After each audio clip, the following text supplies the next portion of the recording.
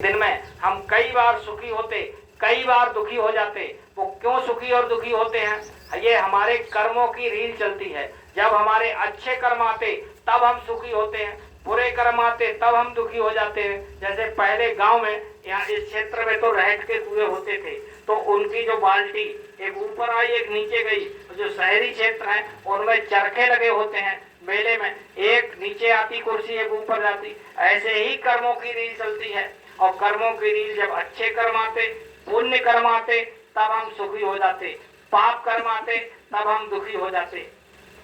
ये ऐसी व्यवस्था उस काल प्रभु की है। और ये शरीर हमारा आपका अब दोबारा हमको आपको नहीं मिलने वाला। ये सिर्फ एक बार मिलता है, क्योंकि माँ के गर्भ में आपने वादा किया था, हे प्रभु यहाँ से हमको बाहर निकाल दीजिए, हम भजन करेंगे, भक्ति करेंगे, इसके सिवा कुछ नहीं करेंगे। क्योंकि जब हम उल्टे लटके थे, नाक मुंह नीचे था, पैर ऊपर थे, टट्टी पेशाब जहाँ की थैली थी वहां पर हमारा मुंह था और इतनी दुर्गंधी आ रही थी, उस काल कोठरी में फंसे थे, सांस लेना दूभर था।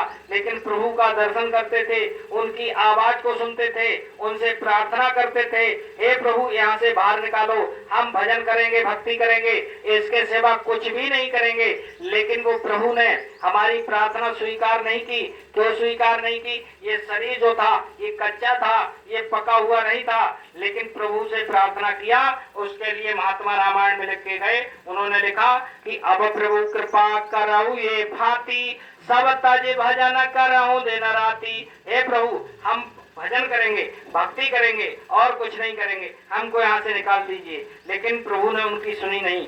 बाद में फिर ये प्रार्थना करते, हे दीनदयाल हम बहुत दुखी हैं, हमको यहाँ से बाहर निकाल दिए।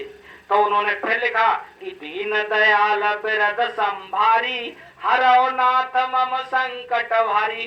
तब प्रभु ने इनकी प्रार्थना स्वीकार की और ये इनको बाहर निकाल दिया। मतलब बच्चे का जन्म हो गया। अब जैसे ही जमीन पर आता है बच्चा रोने लगता।